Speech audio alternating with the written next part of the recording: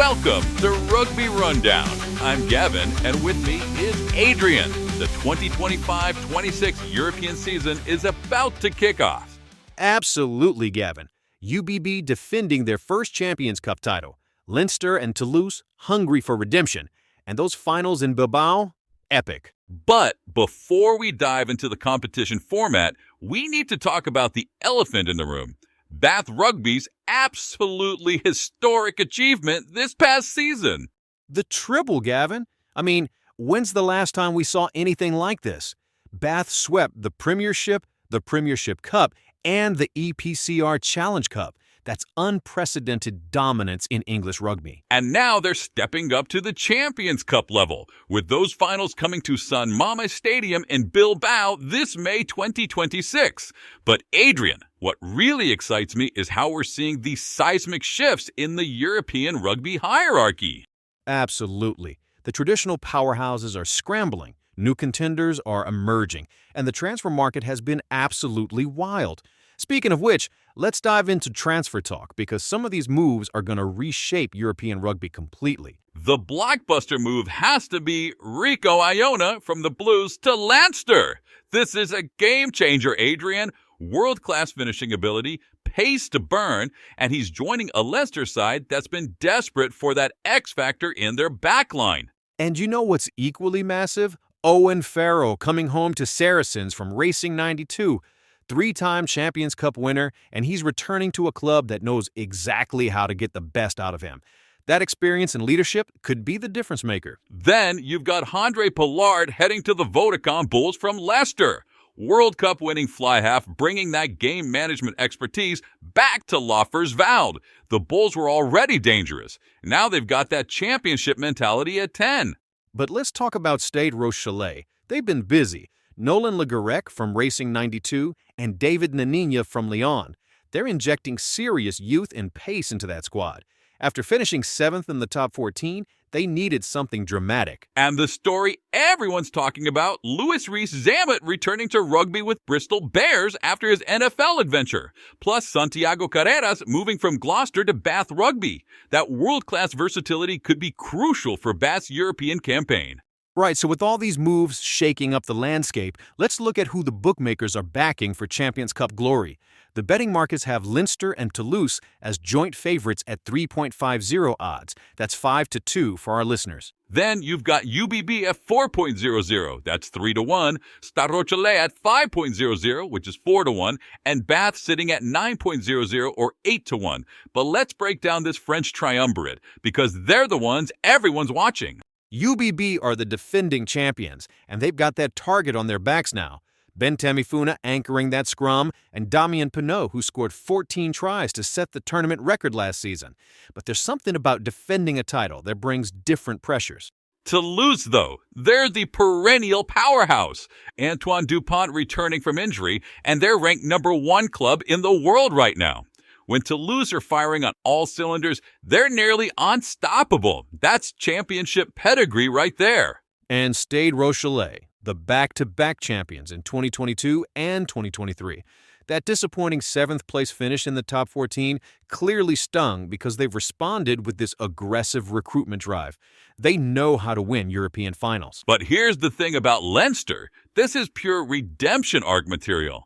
URC champions, but European failure again. The Rico Iona signing shows they're serious about addressing their weaknesses. The internal pressure at that club must be immense. Bath Rugby, though, historic treble winners with Finn Russell's brilliance orchestrating everything. But the question is, can they translate that domestic dominance to the highest level of European competition? That's a completely different beast. And we can't forget about Saracens, the eternal contenders. With Farrell's return, they've got that championship DNA back. They know how to peak at the right moments, and that experience in big games is invaluable in European competition. Right, so speaking of European competition, let's talk about these pools because some of them are absolutely brutal. Pool 1 has got to be one of the most difficult groups we've ever seen drawn. Pool 1 is absolutely brutal. Toulouse, Saracens, Hollywood Bets Sharks, Glasgow Warriors, Sale Sharks, and ASM Clermont Auvergne. You've got the top 14 champions alongside 3 quality premiership sides and the Sharks. Someone good is going home early from that group.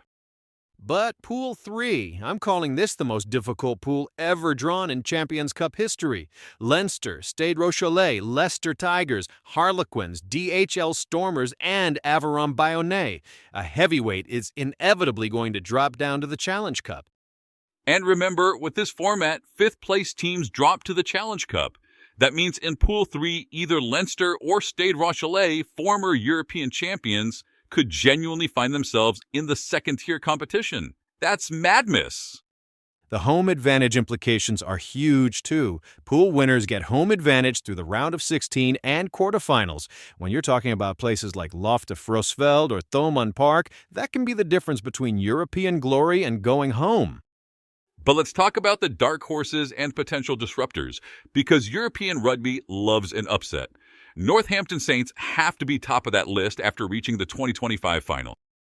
That stunning semifinal victory over Leinster at Croke Park was something special. Saints play this beautiful attacking rugby that can tear apart even the best defenses. They've got that momentum and belief now. The Vodacom Bulls press fascinating. URC powerhouse, and now with Andre Pollard's addition, they've got world-class game management. Plus that altitude advantage at Loftus-Versfeld. European teams struggle with that thin air at 1,400 meters. And Glasgow Warriors, the 2024 URC champions, with Sione Tupolon's leadership and that tactical discipline. They're not flashy, but they're incredibly effective. Sometimes that's exactly what you need in knockout European rugby. Right. Before we wrap up with our final predictions, let's briefly touch on the Challenge Cup because those Champions Cup drop-downs could completely change that competition. Exactly. If Stade Rochelet or Leicester Tigers drop down from that Pool 3, they become instant favorites alongside Montpellier and Connacht. Racing 92, Exeter Chiefs, and Ulster are in their own pool of death situation too. So, final predictions time. For the Champions Cup winner, I'm going with Leinster Rugby. That redemption narrative is powerful. The Rico Ione edition addresses their key weakness, and their squad depth is just phenomenal. I agree on Leinster for the Champions Cup. For the Challenge Cup, if Stade Rochelet drop down, they're my pick. That European pedigree is just too strong. If they don't, I'm back in Montpellier to finally get their hands on European silverware. Whatever happens, those finals at San Mamés Stadium in Bilbao are going to be electric. The atmosphere, the stakes, the quality of rugby, it's going to be special. That's all for this episode of Rugby Rundown. We'll be back with more European rugby analysis as the season unfolds. Until then, enjoy the rugby. Let me expand on that Ryoko Ione signing, though, Adrian. When you look at Leinster's European record over the past 5 seasons, reaching finals but not converting, it's been their inability to break down defenses in crucial moments.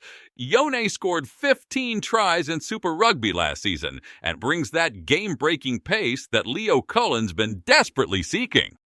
And the Owen Farrell move is tactically fascinating. At Racing 92, he adapted his game to a more expansive French style. But now he's returning to Saracens, where his territorial kicking game and defensive organization made them European champions 3 times. Mark McCall would slot him straight back into that 10-12 axis that was so devastating. My Challenge Cup prediction hinges entirely on those Champions Cup drop-downs. Stade Rochelle won back-to-back Champions Cups in 2022 and 2023. That experience of winning European finals is invaluable. They know how to peak in May, how to handle the pressure in Bilbao. If they drop down, they're overwhelming favorites regardless of their domestic form. What I love about this season is how unpredictable it feels. The traditional hierarchies are shifting, new contenders are emerging, and these pool formats guarantee upsets. We could genuinely see a first-time European champion, or we might get classic powerhouses like Toulouse reasserting their dominance. That's what makes European rugby special. And those finals in Bilbao in May 2026, San Mamés Stadium holds 53,000 passionate fans. The atmosphere will be electric. The Basque region will embrace European rugby and will crown champions in both competitions on the same weekend. Mark your calendars now, because this is going to be something very special indeed. Before we sign off, Adrian, what's your one bold prediction for this European season? Mine is that we'll see a South African team reach a Champions Cup semifinal for the first time. The Vodacom Bulls or DHL Stormers could genuinely shock some European giants. My bold prediction is that Bath Rugby will reach the Champions Cup final in their debut season. That treble-winning mentality, Finn Russell's genius, and Santiago Carrera's versatility, they've got all the pieces. English rugby needs a European champion, and Bath could be that team to break the 24-year drought.